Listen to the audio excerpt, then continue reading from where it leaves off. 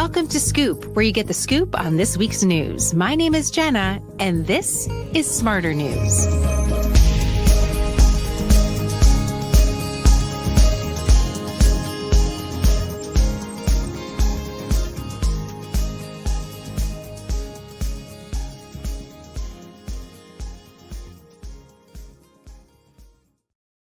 Hi, everybody. Welcome to Scoop on Monday, September 15th. And I want to welcome everyone from all over the country and all over the world, as is our reach on Smarter News. I heard a very interesting commentary that I wanted to share with you off the top that I think will resonate with so many of you.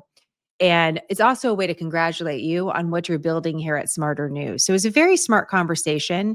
It was over on the Free Press, which is an independent news outlet that's surfaced in recent years. And it was a podcast that was taped in the following hours and days after the murder of Charlie Kirk. And we're going to spend the bulk of our time today talking about that news story, while also sprinkling in a little bit more. But I believe this is where many of you are interested in today. And so, unlike our typical scoops where we really try to make sure that we cast a really wide net, we're going to cast a wide net, but we're going to quickly turn to Charlie Kirk. One of the things that was said in this podcast is, as there were those that were reflecting on what does this moment mean for America, one of the writers and contributors that was on the podcast said in conversation, and that's why I want to credit the broadcast for it, that this was a moment for those in the center to speak up, to make sure that they're of a greater posture. That oftentimes when someone doesn't have strong political ideation, when they're not right or left, they're center, they're thought of as not really having an opinion. You know, you're so neutral, there's no opinion. But really that needs to be channeled into the center, becoming chic and more cool and more outspoken for love of country and for information and curiosity, that we need to make the center the cool kids. And as I'm listening to this conversation, I was like, I think we've already done that over at Smarter News. I'd like to raise my hand. I know a lot of cool people over there that are doing really interesting things, that are taking a stand by making sure that they're attached to and supporting a nonpartisan news source. And so I'm here to congratulate you on being trendsetters, because that's exactly what you are. And at this moment, I appreciated that insight, which I believe is true, that if you don't have a strong political voice, if you're open to hearing a lot of sides, then you're thought of as maybe being timid, of not jumping into the arena. And that's not how I view you at all. I don't view you as timid. I view you as courageous and constantly exercising your liberty with asking questions. And that's what we're about here at Smarter News, curiosity over commentary, and making sure to lean into that. And so this is a place, and during this broadcast, that we're going to try to answer some of your key questions from over the last week. There's been a lot of unexpected news over the last week, and that's an understatement. And you have a lot of folks telling you that there's a watershed moment here in America. The thing about watershed moments or tipping points is oftentimes we don't get to call them right away. Sometimes we do, but sometimes it's difficult to know, is that the way history will judge this moment? But you're hearing that a lot. And so I want to lean into that a little bit. Two big questions have come from you on social media and through our insiders as well. Thank you to our insiders for contributing to Smarter News. And those two big questions include, why is the death of Charlie Kirk so significant? Why is it something that people are calling a watershed moment? And some of you are coming at that very innocently and feel a little bit judged by asking that question, because some of you are not as familiar with his work, which totally fine. We're going to talk a little bit about that. Some of you are very familiar with his work and understand why this is a significant story, but you also have questions about what you're considering is disproportionate media coverage. And I can offer a little insight on that, just because I've seen behind the scenes the way that the media works at a larger scale, and also understand this story a little bit from a different perspective as a journalist, at least as someone that believes in free speech, free expression, and a free press. There's also another question that keeps coming up about the repercussions in the aftermath of this murder, about why people are being fired and where is the line drawn. When we talk about cancel culture and we talk about free speech, like how do these things, how are we organizing these things in our head? And why are we seeing certain folks terminated in the aftermath of this because of comments that they made online? How is that happening here, but it doesn't happen in other news stories? So these are a couple of things that we're going to be tackling. Before I get to that, I just want a moment of levity because I showed some of you this on Instagram this weekend, because I feel like one of the other big requests we've gotten is, where's the good news? You're like, can you compile some good news for us, Jenna? And listen, I have some good news. And it was hard to compile, but we're going to start with that. I also just want to give a little bit of a warning that some of the stuff that we're going to be talking about today is a little bit graphic in nature.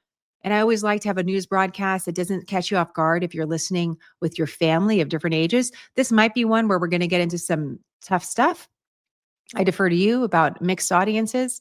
But I just want to mention that because I'm actually showing you a picture of my 6-year-old. And more so, I'm showing you this picture because of what I'm wearing, which happen to be these eye patches that you're supposed to put on to get rid of puffy eyes. And when you wake up and you look like you haven't slept, which is exactly how I looked on Saturday. And because many of you probably relate to this, I thought this would be a good place to start just to make you laugh, because I just grabbed these things. Turns out I probably have them put on backwards just so, well, I was wondering why they didn't work. They probably didn't put them on correctly, but I wanted to share with you the reaction from my 6-year-old. Because no matter what's happening in the world, children have a way of just cutting through the clutter. So here is my 6-year-old True on Saturday morning around 7:15. True. You want to touch them? What did you ask me about these? What did you ask? What are they? Well, because I have puffy eyes when I wake up sometimes, and I'm trying to see if these work. I don't know. I just bought them at Walgreens. But you were concerned. What did you ask me? You asked me. What did you ask me? Oh, what are they for? No, and then you asked me, are you going to wear them to my football game? Were you worried about that? Yeah, because I'm worried people are going to make fun of me. You're going to worry about people. People would make fun of me, but they probably would understand.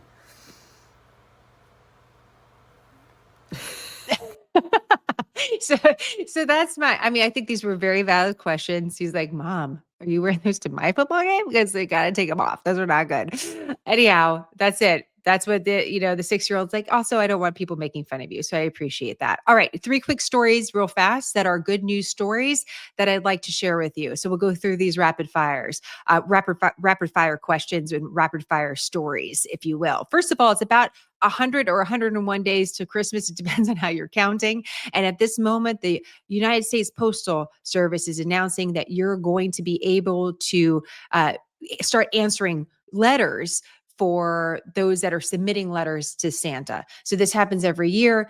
They announce a date, it just happens to be today, that they're going to start accepting letters to Santa. And then later on, you're going to have an opportunity to go on their website and maybe answer one of those letters if a child wants a gift. So we have a few examples of this. This is a Dear Santa letter. This hit close to home. I'm just going to read this to you. Dear Santa, there's one thing I want for Christmas. I want a fish. And if you can't get a fish, can you use your magic to clean my room? Signed, Madison. I thought that was a good one. Also, I think my son might have written that too, because he wants a pet bass, which he's not getting for Christmas. It's September, but he's not going to get that. But this is always a great exercise. Goes back about 100 years for the U.S. Postal Service that people write into Santa. And yes, the Postal Service does take those letters and you can answer those letters. So just want to make sure that you know that. Also, happy shopping. I mean, it's never too early, right? We can start saying Merry Christmas. That can change the tone a little bit. Here's another video. This is separate. I just want to show you this. These are Cubs. There's a little music attached to this. I'm just going to let it play for a second. For those of you who are watching, you can see it.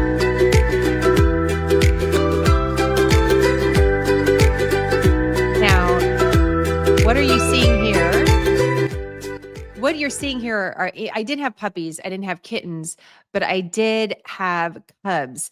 And these are from the Brookfield Zoo in Chicago, I believe. Let me just double check that. Brookfield Zoo. And this is in Illinois. So these are Amur, if I'm saying that correctly, Amur leopards. If you're an Amur leopard fan or expert, I apologize for my enunciation. But apparently, there's only about 100 of these leopards left in the wild. So this birth is considered, I'm quoting here, a significant milestone in global conservation efforts. And these cubs. It's a Monday, guys. These cubs are now old enough that they've gone through like a wellness check and they're starting to try to learn how to pounce like their mother. So surely keeping her up in the middle of the night, but they sure are cute. So we decided to show those to you because, again, good news. And now, finally, here, I just have one other good news story. If you like flowers, this is a really good one to share with you, especially if you like sunflowers. So let me go ahead and pull this up. This is from the Associated Press. And what this is a Guinness World Record sunflower. So, the world's tallest sunflower blooms in an Indiana backyard as a tribute to Ukraine. Let me read this for you. When Ukrainian immigrant Alex Babbage stands in his Indiana backyard, craning his neck to look 35 feet up into the sky, he isn't just staring at a sunflower. He is looking at his roots and his future legacy. The flower, nicknamed Clover and confirmed Wednesday by Guinness World Records as the tallest sunflower ever measured, stretches as high as a telephone pole. Achieving the feat holds special significance for the 47-year-old since sunflowers are the national flower of Ukraine. So he says it's kind of like having a kid. You got to go and check on it all the time. But just sort of this moment of accomplishment for him. And also because we're going to be talking a little bit about Ukraine. And obviously, Ukraine has been in the news as of late. Thought you would enjoy that story as well. So, congratulations to Alex out in Indiana. Guinness World Records.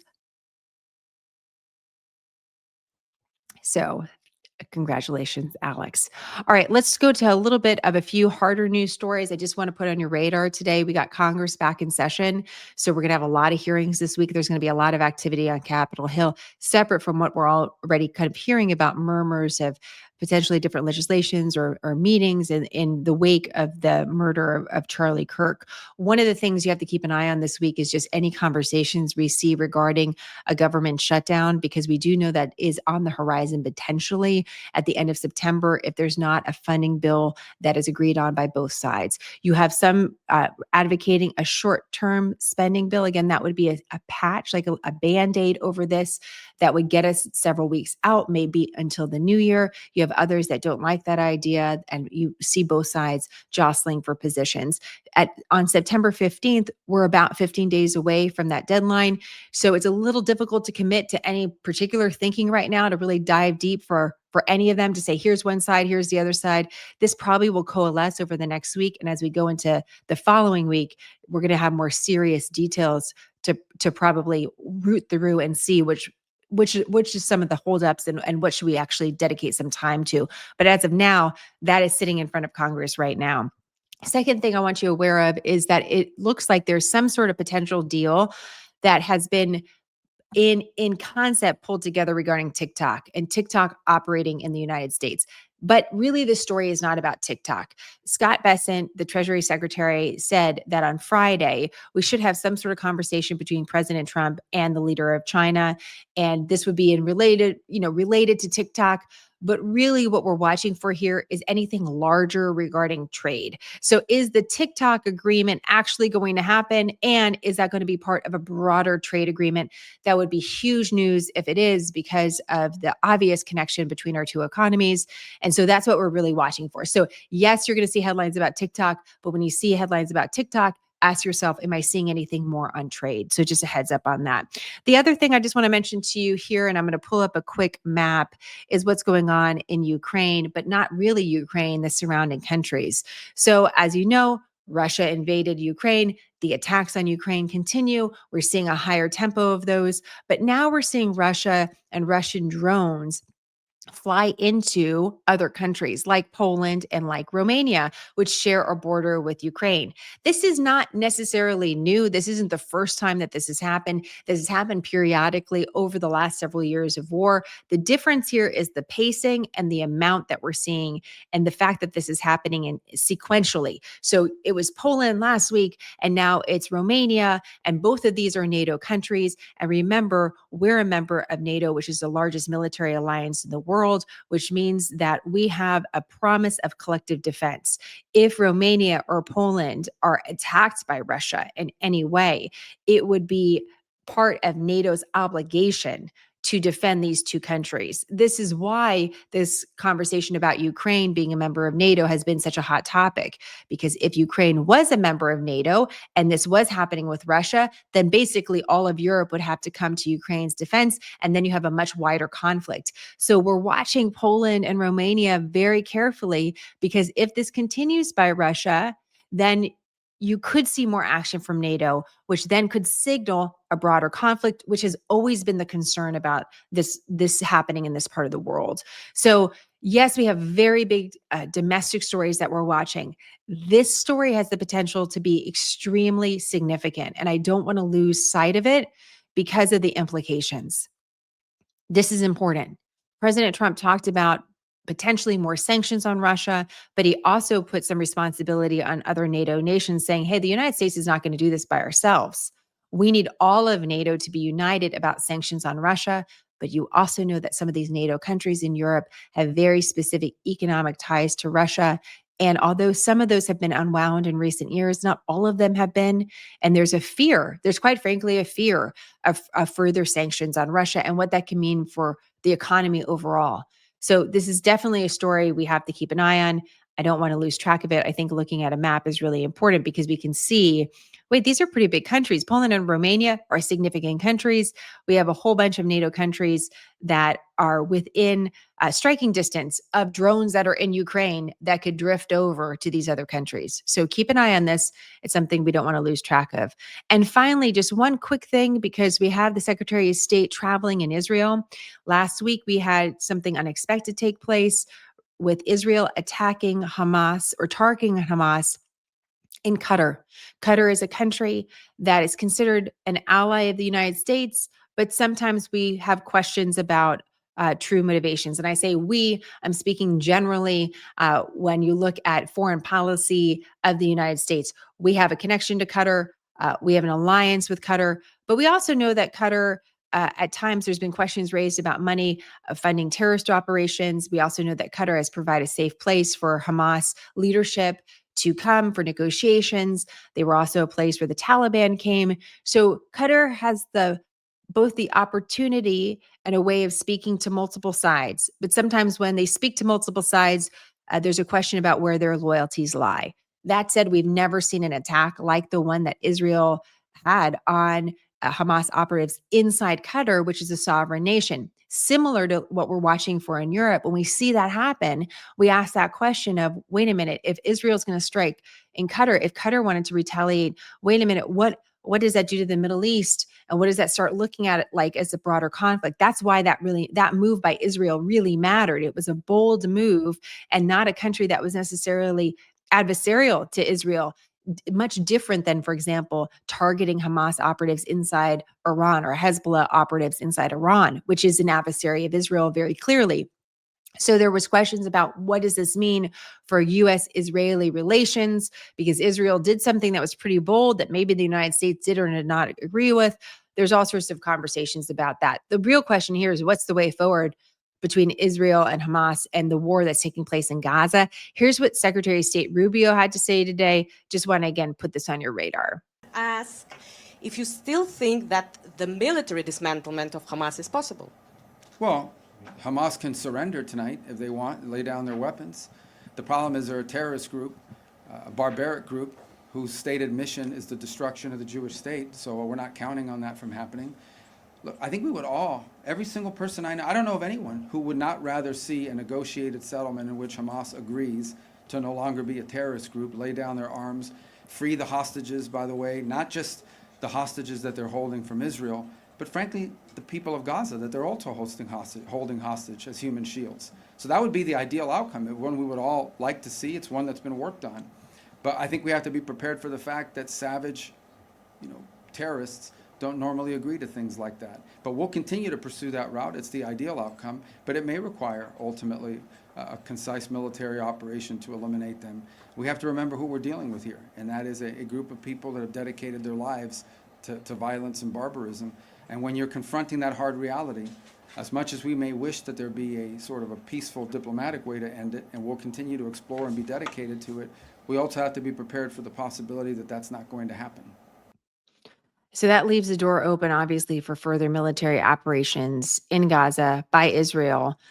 And we're not seeing more talk about a ceasefire deal coming up. We're not seeing the return to talk really about aid in Gaza right now. We're seeing a return to the talk about targeting Hamas operatives and making sure to destroy them. The question is the consequence of that. And what does winning really look like? Which is the question that we asked last week. What does winning really look like here? And how does the United States actually define it? It's a really important question to ask that. And it's one that we can ask in many different situations. What does winning look like? And I like asking those broader based questions in this sort of setting where we don't normally get to do this in 24-hour news cycle, right into a commercial, or, we don't get to tackle more philosophical questions. And I'm going to ask you one as we transition to the Charlie Kirk story, which is this: what does a free society look like to you? What are the components that we need for a free society?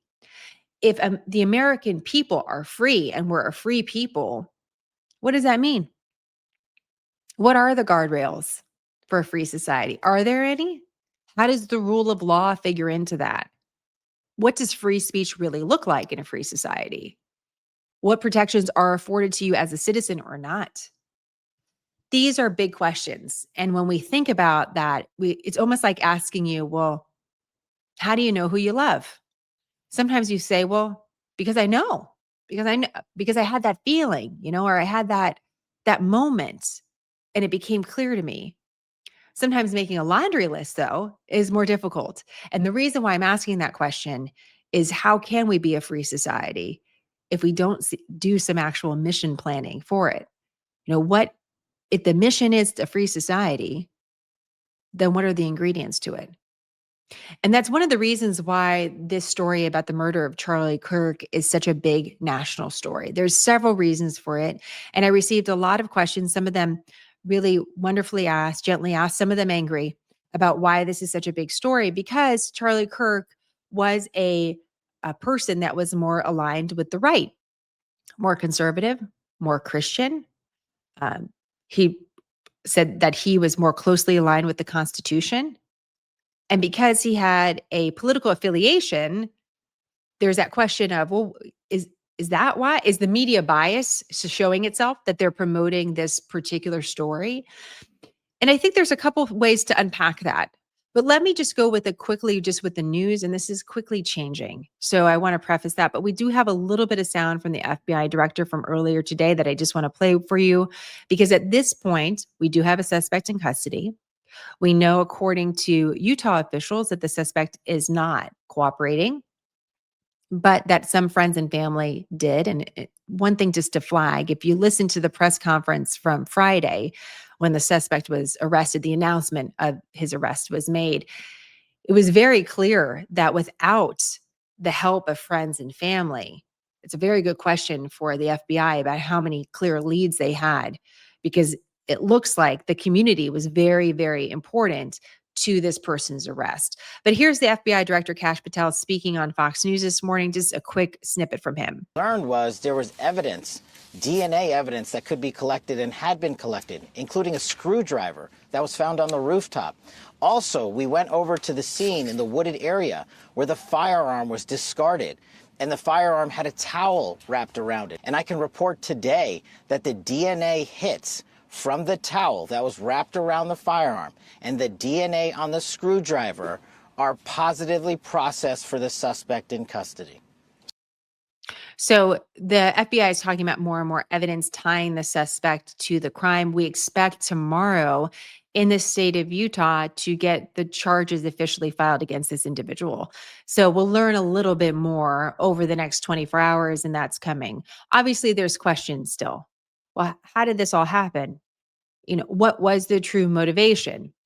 Were there other people assisting? Did someone know this was happening before? Are there accessories to this crime? Is this actually the person? And the FBI director is trying to calm that, to say we're finding a series of different pieces of evidence that tie this individual to the crime. But these are questions that naturally kind of swirl after a crime. So let's talk a little bit about why this story is such a big story. And it really ties into that question about a free society. But there are a few ways that this story is different than other stories that we've seen as of late. And I'm going to list a few reasons for it. One, the fact that this entire crime was captured on video make it much different. So instantly it was captured on video, it was shared all over the world. That's going to elevate any story, no matter who is the target, to a much, much more visible, high profile level.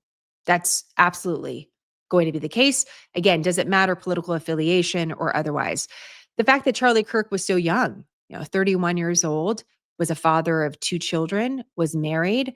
These play into why there is an outcry, because not just of those that agreed with him or disagreed with him on how he spoke or who he was, but because of the fact that this is someone who lost their life at a very key moment. We could talk about in that kind of this moment of youth and energy, and suddenly that's gone. Someone that's younger also is going to get more attention, believe it or not, than someone that's a little bit older that is a victim of a crime. So there's parts of the story that really have nothing to do with Charlie Kirk's work. And then there's parts of the story that definitely do. And this deserves a little bit more time. You might have seen me speak a little bit about this on social media. But when I initially saw him being described as a political activist, that I felt that for those of you on Smarter News, I wanted to give you a little bit more depth, because a political activist makes it sound, I don't want to say pedestrian. I mean, anyone's a political activist.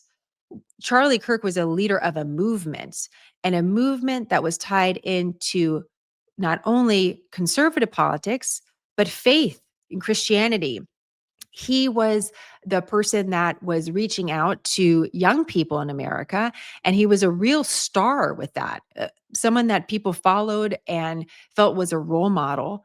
And for those on the outside that aren't as familiar with his work, you may not see him as the equivalent of like a celebrity or a pop star or an athlete. Somebody that has a higher profile because of their social currency. But he did. Within his circles, he did. And so for those that understood this, the loss is even greater. For those that are new to this, it may be a little bit confusing. I had a really good friend of mine who asked me, actually, it was the day after this happened, and said, man, I feel politically knowledgeable. I listen to the news. But I was not as familiar with his work. And that probably had to do with their age, just being a little bit older and not being on college campuses and not really understanding that perspective. Because if you weren't necessarily tied into conservative politics or enjoy listening to him speak about Christian values, you might be somebody that you would have missed. And that doesn't also surprise me. As someone that worked in traditional media, there was at first an apprehension to you. We see these social media stars start to rise. Why don't you guys go back like 10 years? Who are these people online? Who do they have the ability to weigh in on American politics? Should we put them up against somebody that's a professor at some school talking about poli-sci? No, they're just, they're influencers. They're not quite as important as these other people that have, studied politics and been really active in political groups for 40 years. Well, that has definitely switched over the last 10 years to where those that are influencing, if you will, online have a way of reaching into the public in a way that academics or others do not. regardless of political experience. What's interesting too about Charlie Kirk, and I want to flag this for you, is that he started Turning Point USA, which is this group that also grew and changed. So there was a lot underneath that umbrella that again played to conservative values, Republican politics, although not necessarily totally accepted by the Republican Party all the time, Christianity, faith-based, there's a lot of different things underneath this umbrella. He started this in 2012 as an 18-year-old. And if you go back to that time period, I just want to take you back a little bit. If you go to the financial crisis of 2007, 2008, 2009, you start seeing an Occupy Wall Street movement. This was a movement of people sometimes camping out on Wall Street. It was in New York City at the time, a way of standing up against big banks and in some ways standing up against capitalism. And it was a movement that sometimes crossed political boundaries. So you could see someone that was more libertarian, conservative could join that movement, and definitely those that were more progressive. But in this time period, in the aftermath of this, you also saw the rise of the Tea Party, which was part of the Republican Party. Those that didn't feel that they identified with Republicans in the way that perhaps the party identified in the past. The Tea Party Republicans were the ones that were more libertarian, were anti-big government, that didn't like the sort of debt that the government was holding, didn't like government spending, that pushed into, again, more libertarian. Hey, we're going to be against big government. Some Republicans are for big government. We're against big government. And this is the sort of period that Charlie Kirk comes into his own. And you start seeing the Republican Party really split. And that's something that's been very interesting to watch in recent years with the rise of President Trump, because there were a lot of Republicans that did not embrace President Trump. And yes, some do now, but that wasn't always the case. And there's a lot of arguing and diversity within the Republican Party that sometimes you don't see as much within the Democrat Party. And in fact, one of the exercises our team was doing was thinking about, well, who is the answer? If we could say, okay, here's Charlie Kirk, who's the answer to Charlie Kirk on the liberal side? Who is that person? And if you have a name, I'd love to know that.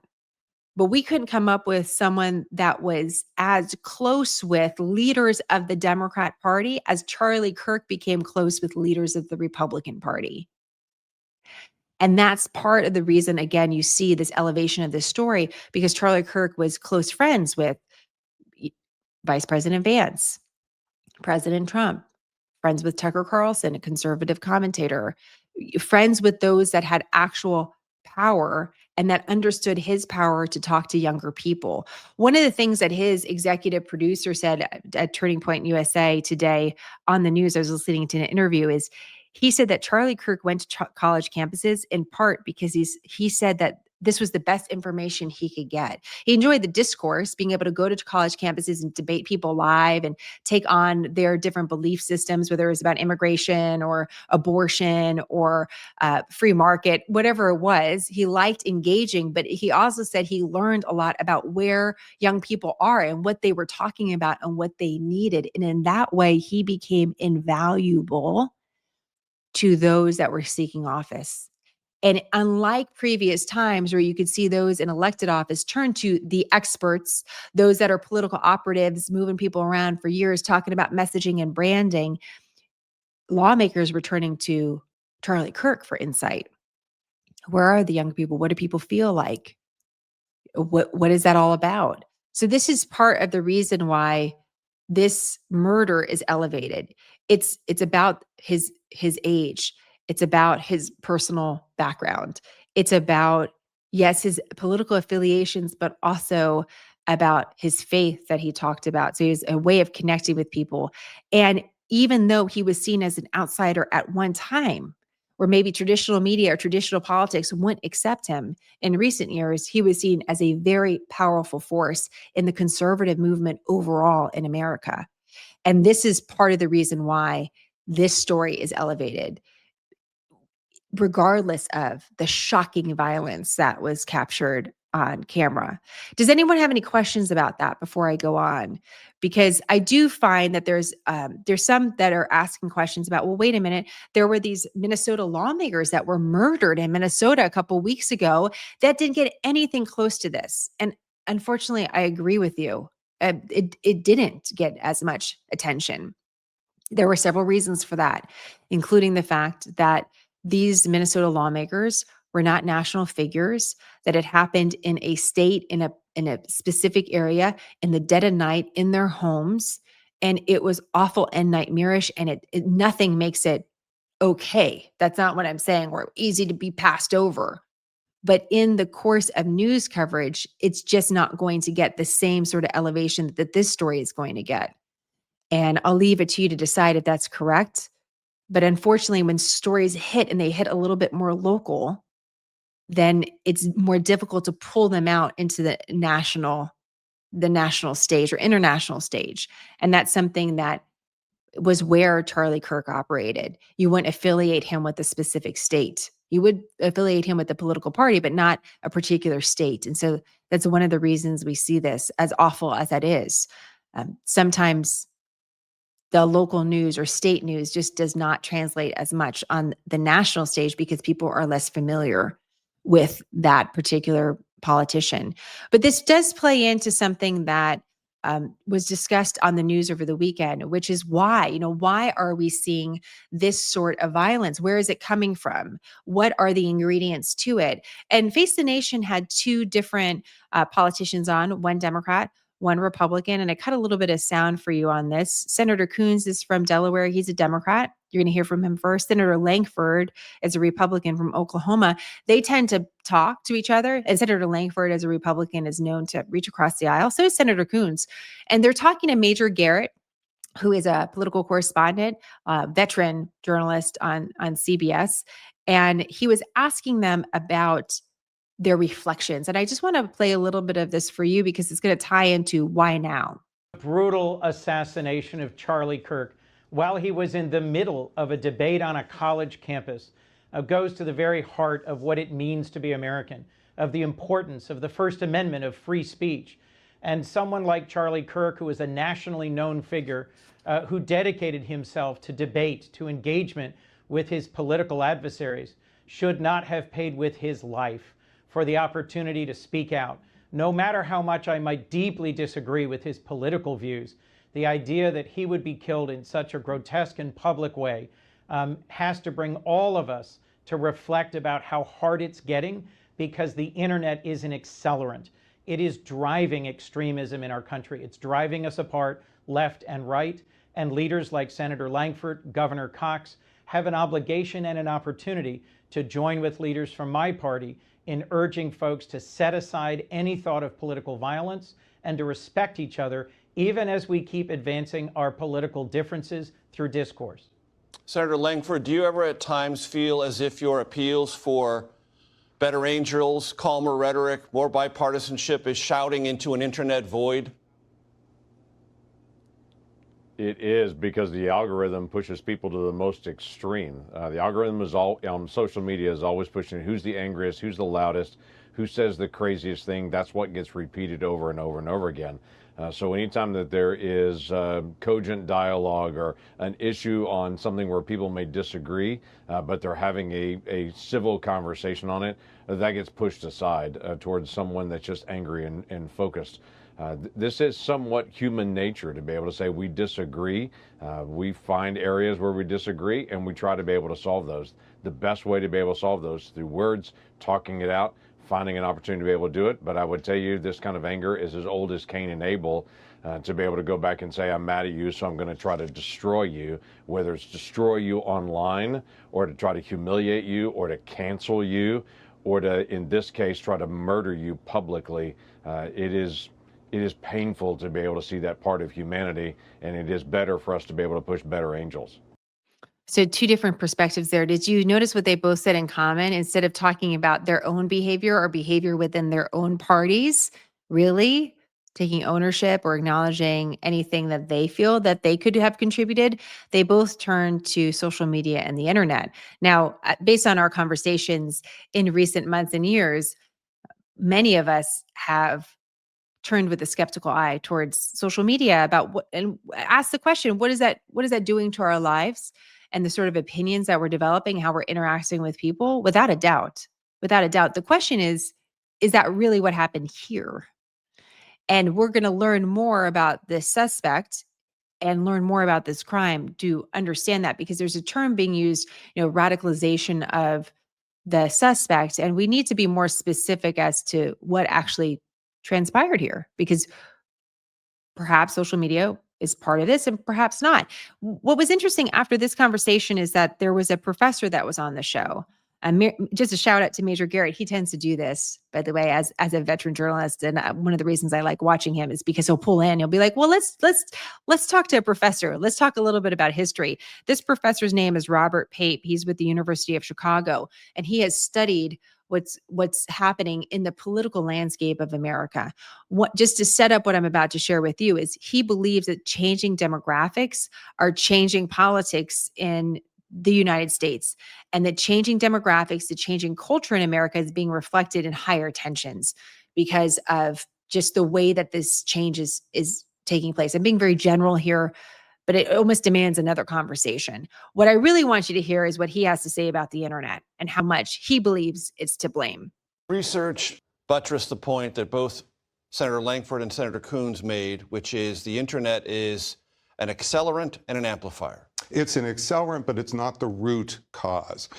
So studying this problem now for 5 years, I've found that just as around the world, big social change, it drives political violence. We see this in other countries around the world, but the details of the change vary. And these are why it's not the internet is not important, it's a reinforcing factor.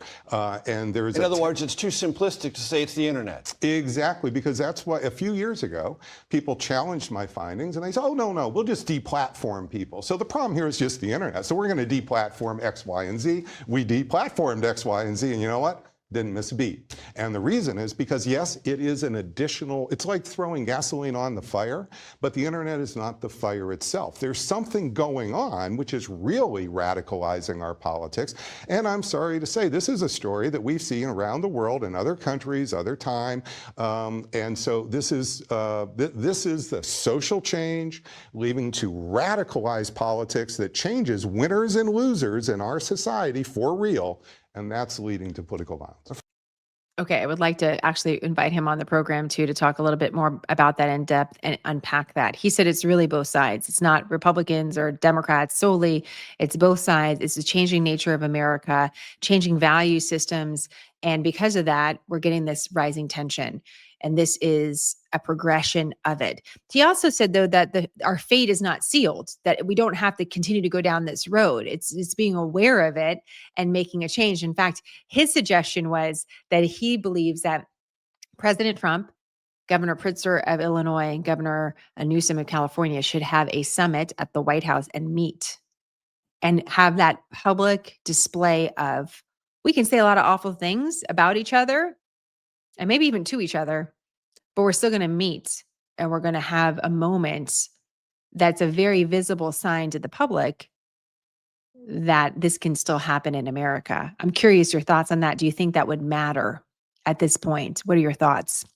Now, let me talk to you about another turn to this story that also can be confusing and may not be something that we've typically seen in recent controversial stories.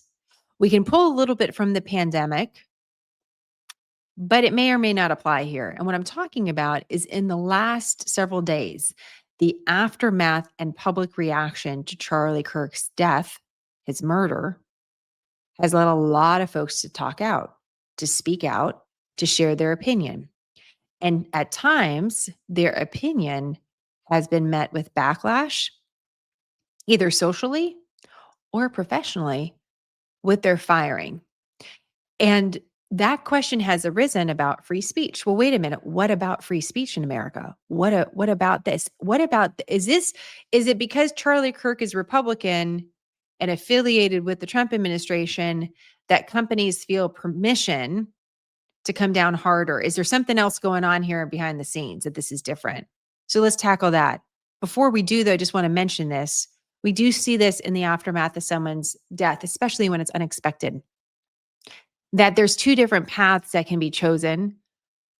Some will lionize this person and talk about, and I've already seen, different conservative commentators say that Charlie Kirk was a civil rights leader because of how he stood up for the Constitution and faith and stood up for others and wanted to expand the Republican Party. But there's going to be a lot of folks that disagree with that. There's also a lot of folks, and again, generalizing here, that just fundamentally disagreed with Charlie Kirk's politics, didn't like him at all, don't have anything nice to say about him, and are proudly saying that too. And saying it in a way that even in attempts to be sensitive can come across as very insensitive, especially given the timing of all of this and how this all transpired at a college campus where free discussion was taking place, where there was an openness to debate, that this murder took place. So we have to be a little cautious with both of these things, the demonization of someone and the lionization of them in the aftermath of their death. And I'm also seeing a lot of cherry picking about different quotes from Charlie Kirk, sometimes completely out of context, that demands more. So if you're interested in this, there's a variety of YouTube channels right now. I don't even need to give you one. You could say Charlie Kirk debates on campus, and you could see him debate on a variety of different issues. And you can start making up your own mind if you're not familiar with his work and see how he interacted with people. It'll be useful, way more useful than a quote or 15 seconds. So I encourage you to do that, again, just so that you can pass your own judgment. In the aftermath, knowing that these two extremes are happening, the demonization and the lionization of someone, what about being able to speak out online and say something about this? How can employers come down on people, and why? And why? Where's this line? Where's this line being crossed about saying something that, that maybe you don't feel particularly sensitive to this person because you didn't agree with their politics? And although you didn't want someone to be killed, you don't feel particularly a sense of mourning. I'm summarizing, again, some of what I've seen online over the weekend, a dangerous thing to do, but there's enough out there. I think you've all seen it. I was talking about this earlier today, trying to think about a crime where this happens occasionally, where someone says, well, it shouldn't have happened, but they kind of deserved it. And what I thought about is, it used to be that's how we would talk about sexual assault. Oh, yeah, she didn't deserve to get attacked, but you know what she was wearing? She was out late at night. She was talking to a lot of people at that bar. Shouldn't have been doing that. Created the circumstance for it. You know exactly what I'm talking about. And very few people in the news of a sexual assault would come out online and be like, well, she deserved it. And in a way, this is sort of what's happening here. But it's happening in a different way within the umbrella of politics. So somehow it feels different. And yes, you may say, well, Jenna, those conversations do happen. People do ask, well, what decisions did she make that led to this sort of attack? But at the end of the day, we all know that no one deserves to be attacked. An innocent person doesn't deserve to be attacked, even by what they say or how they behave or what they wear. That would be justifying crime. Now, that's not what we're going to do. We certainly wouldn't do it in a situation of a young woman, but there's a way that this is sort of happening for this particular crime because of the politics associated with Charlie Kirk. So I thought that would be helpful to sharing with you of like, this is a little bit about what's happening here and why there's a feeling of discomfort, but also a feeling of permission that if you say something that's sort of tacit approval of this, that you're providing further permission for more violence. And again, in any other situation, can you imagine if that was a rape or a murder of a child, that there was tacit permission to continue it? And that's all for all of us to think, whoa, wait, no, of course not.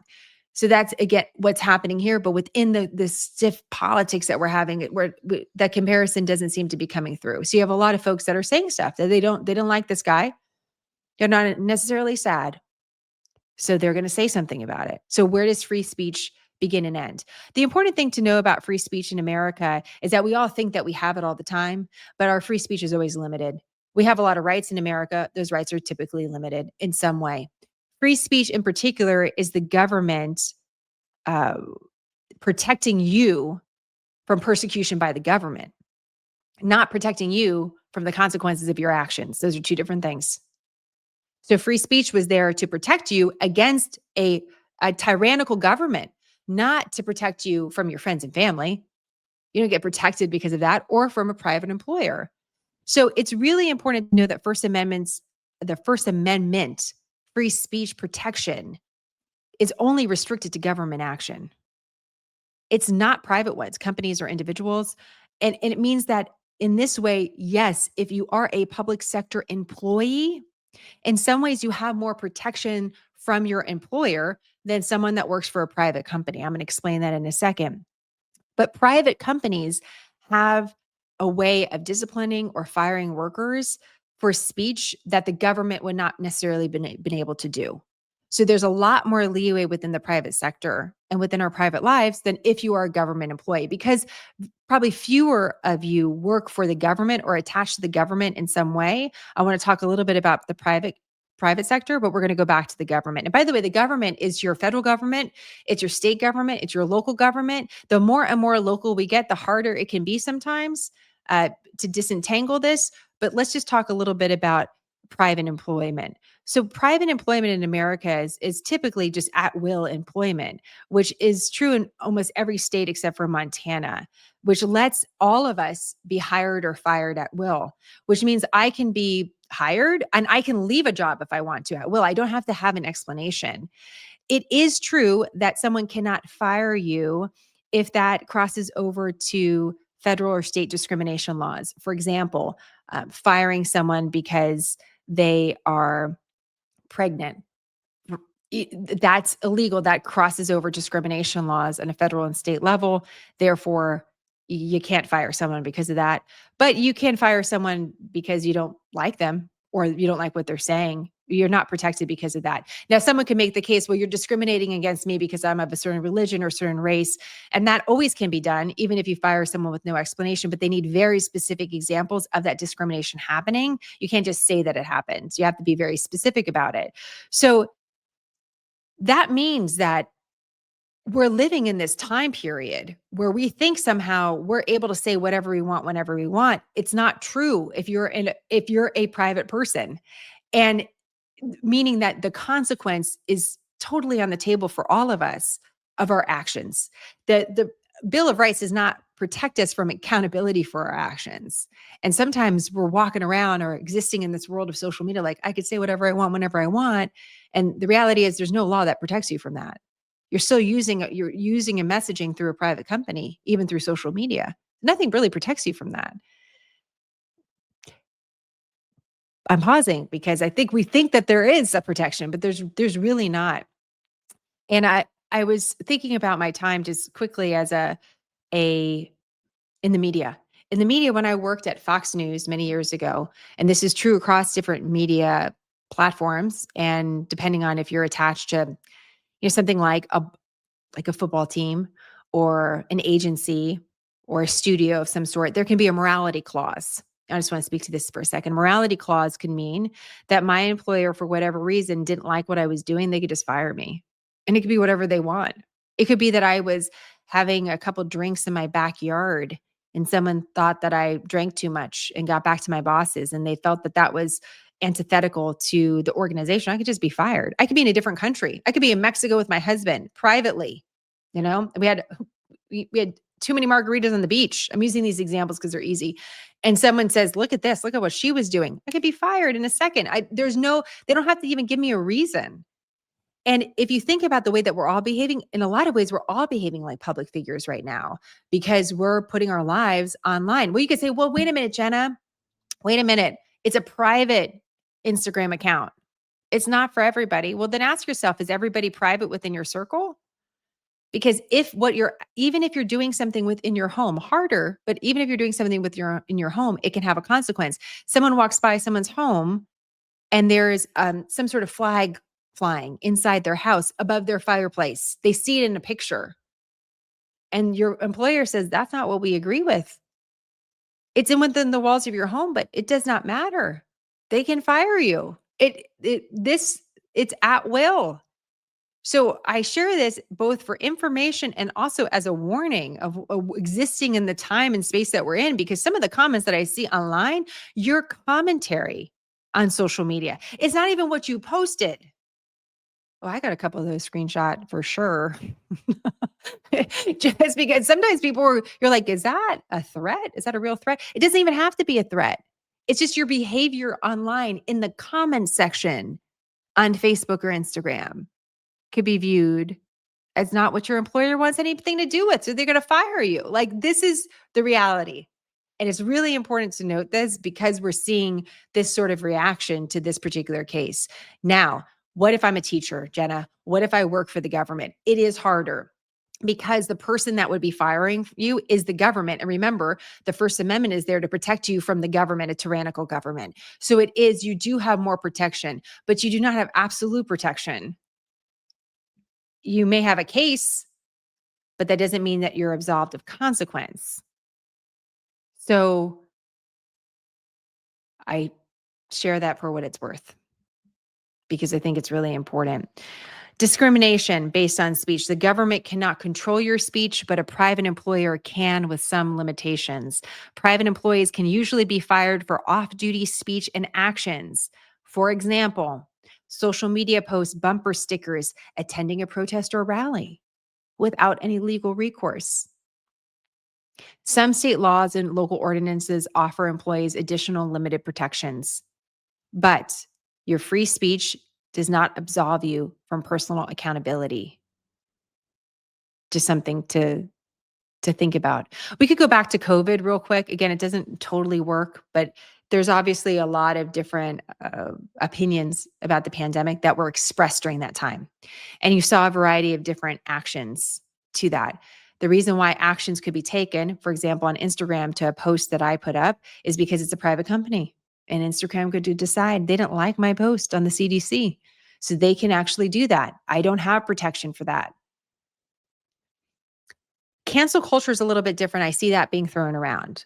Well, is this a response to cancel culture? The thing that's different about cancel culture is let's say, a group or I'm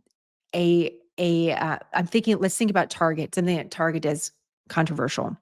There's a group mentality that I'm not going to shop at Target anymore. So a group of people attempt to put pressure on Target. Or Target's doing something, so I am going to shop there more. And so a group of people turn to support.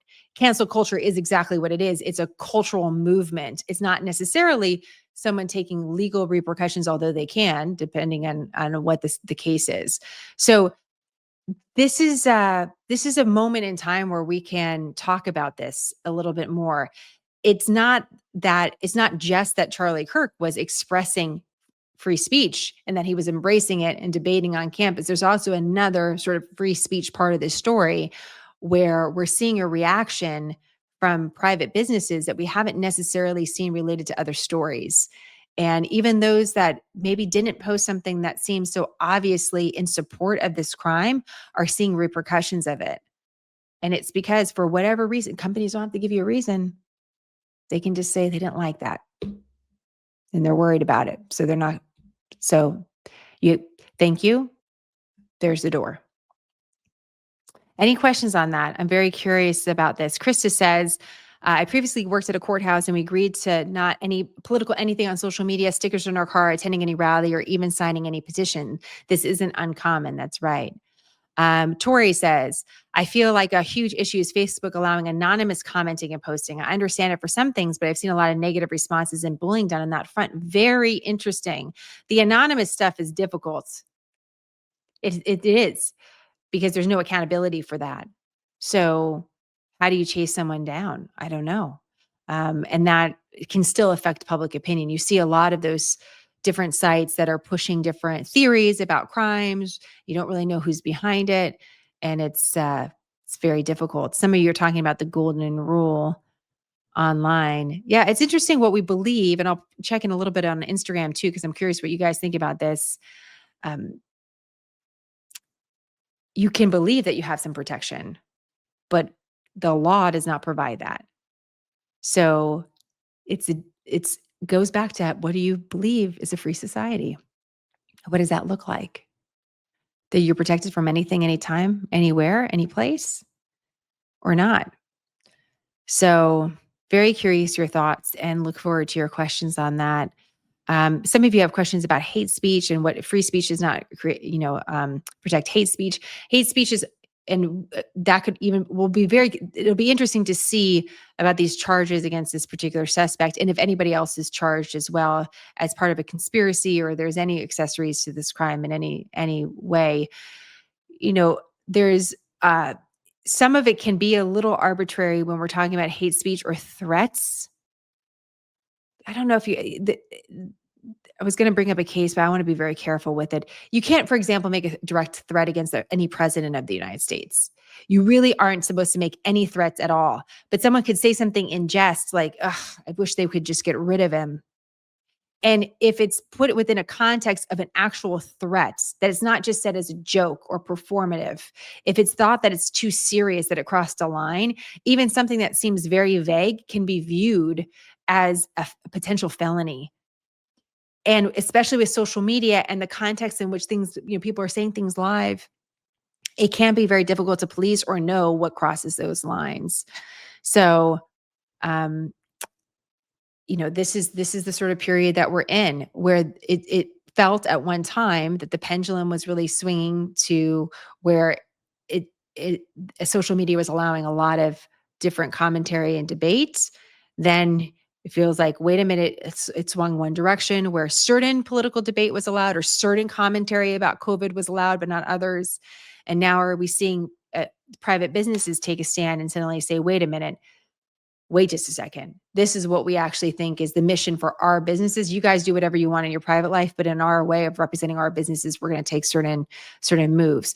I see a lot of questions about what's happening on university campuses and also for different teachers. If the university is a private university, there's more leeway for firing. If it is not a private university, it's a public university, it can be a little bit more complicated. Depends on the situation.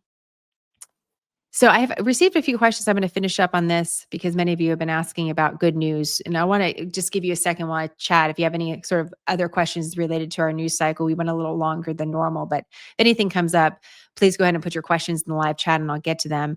I do want to answer this. Brenna was asking, Jenna, on a personal level, how do you keep up on all the news and not have it affect you emotionally? And Margie says, I echo Brenna's question.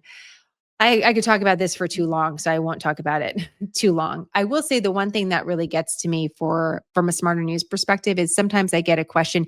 And one woman asked me, Emily, I want to give her a shout out online because she's been a follower of ours for years, but she is someone that will question some of our editorial decisions, but she does it in a nice way. And I really appreciate that because sometimes it's important for us to understand what things look like from the outside. But for example, there's been, for example, one example she brought up was, well, wait a minute, why isn't there not more attention placed on school shootings? Or why isn't there more attention placed on immigration law? Like, why can something like this crime get elevated? And how do you make these editorial calls? And that can be really hard for me because I care about all the stories and I genuinely am curious about the world and what's happening and want to make sure that we're everywhere that we need to be. I also think on Smarter News, I really want to value your time.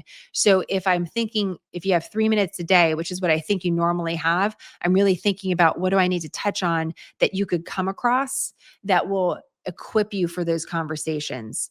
So for example, on immigration and some of the ICE operations that have been taking place, one of the things we've done on Smarter News really since we started, which is 8 years, is we have covered immigration and border numbers every single month. I don't know a single news organization that's done the same thing. We're very close to that story. And there are times where there's different ICE operations happening, but it's not necessarily changing the previous reporting. Some of those stories are more local and they are things that maybe aren't going to be encountered on a wider scale. Or I'm thinking, okay, I see that story. That's going to go to the courts. And as soon as it gets to the courts, we're going to be able to have a clean way of looking at both sides. Right now, I don't know if I have all the facts. It happened with the Colorado high school shooting last week. The facts coming out, the information coming out on that story was extremely difficult and not clear. So I had a choice to make. Do I share something that's not clear just to prove to people that we're watching the story or not? Eventually, we got a little bit more clear information later in the evening. We took a soundbite. But I'm watching these stories and it's hard to be accused of not caring about them or being personally attacked for editorial decisions because I'm always thinking about you. And when I think about you, I don't think about you in a political way. I'm not thinking about you as a Republican or Democrat. I'm thinking about you as a person existing in the world and what you're experiencing on social media. And I'm going this part. I don't know of that many places that are going to give you such a succinct, for example, rundown of TikTok, China, Ukraine, Russia, Hamas, Gaza, Israel, Qatar, like we just did on Smarter News. I think you need to have a taste of that, though, just in case something happens, you're a little bit better equipped. I'm thinking about you for that. I don't think it matters your political point of view on it. Similarly, with this Charlie Kirk story, I don't think it's really about, it is about politics, but it's not. And because of Charlie Kirk's relationship with the White House, it's just going to get that much more attention. It just is. And that's part of the service that we're providing is, well, how do we fill a need, answer questions when you need it? So those personal attacks sometimes are very hard for me. The news is very difficult, but I believe in a service that we're providing a service for you. So when things are very difficult, I know that's time to go to work. And so I feel purposeful because of you. And that is helpful.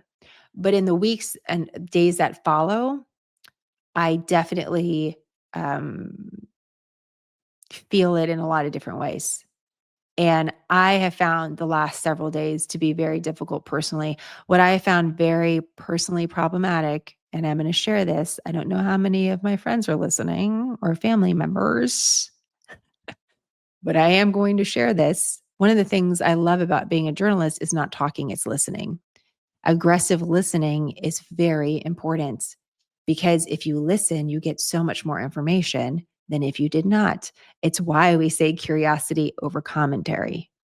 The amount of incoming people that want to share how they think about the topic rather than saying, hey, what did Smarter News say about that? Or what did, I know you listen to the press conferences, like, what do you know, the amount of people that just need to talk is at an all-time high. And while I usually love listening and I'm pride myself in being a good listener, the last couple of days have been very difficult. I just want to share that. So I would encourage everybody to ask a question before sharing how you feel in this moment, because you may realize something's going on with someone else that you had no idea. And then you're just, you're not even being sensitive to what they're experiencing. And as all of us know, so much is happening in our private lives that no one understands. So it's very much a superpower, curiosity over commentary. You have a really important thing to talk about with your boss. Go in and ask, hey, boss, how are things going? What's the biggest challenge this week? Oh, okay, that's it. Maybe, your grandmother's sick? Okay, well, maybe that's not the time for the conversation. You see what I'm saying? You get a little bit more information. Curiosity over commentary really works. It really does. And I say it because I'm not always great at it. So sharing that with you. Let me jump on Instagram real quick to see how you guys are doing. I know the video is going to end in just a second, but I will make sure to share this with everybody and continue to share information as we get it. This story regarding Charlie Kirk is going to turn it. We're going to see a service, a memorial service at the White House today. The vice president is broadcasting in his show. There's going to be continued fallout to this. What does that look like? Can lead us in a lot of different directions. And so when people are talking about this being a watershed moment, the question is, does this become one? Do we see a policy, legislation? Do we see moments like the one that Professor Pape was describing, or Pap was describing, if you see, a bipartisan moment or not? Where does this go to? So the story can go a lot of different directions. One of the most frustrating things about being a journalist and also realizing this in our personal lives is that you cannot rush a story. You cannot rush a story. It develops at its own time in its own way. And that's all we can do is continue to respect it, honor it, make sure we're providing solid information, and do the best that we can. And I'll leave you with that thought. Many of you have asked for the good news, which I get. I want the good news too. I'm like, where are the puppies? That's why we had, you guys, I found leopard cubs. Okay. Like that, not typical news day. Okay. I found cubs. I found something that was a baby that was cute, including my own. I put up there, you can be the good news though in your own life, whatever that looks like. So I read another story. I didn't get a chance to it. There was a hiker in Colorado. There's all these 14,000 foot peaks that you can hike all over the United States. And there's obviously some in Colorado. And so there was hikers, I believe it was over Labor Day. They got to the top of this peak, and this guy was sitting up there with a bunch of ice creams, like just for the hikers, just like he hiked up there with a bunch of ice cream and handed it out. And then once it was gone, he hiked back down. And the hikers were talking about, like, how did he hike up with a cooler in his backpack? And then he just handed out all this ice cream, and it was amazing. So that's a way of someone being the good news. So if when in doubt, here's the lesson: hand out ice cream, everything. That'll at least be a little good news in people's lives. I don't think that's a bad thing. So, all right, guys, I am going to leave you be. Thank you so much for everybody that is joining us today. I appreciate your live participation. And thank you for going with us on this trip. There's surely things that we could have covered a little bit more. And one of the reasons why I didn't get into the details of every part of Charlie Kirk's platform is, number one, I think that's something you need to do for yourself. If you're curious about it, you need to spend a little time. And the cherry picking on that is completely out of control. In the end of the day, the politics of this person is not as important as what we're talking about regarding a free society as being one of law and order, one that embraces open debate, where curiosity is actually libertary, where curiosity really is liberty, and commentary is secondary. It doesn't always feel that way. But those are some of the ways that I think about a free society. So these are some of the reasons why this story needs to be pulled out a little bit and talked about a little bit further about this time and place that we share. So go ahead, be the good news this week, and I'll see you back with more quick, concise, nonpartisan news on smarternews.com. Have a great week, guys. I'll talk to you soon. Bye.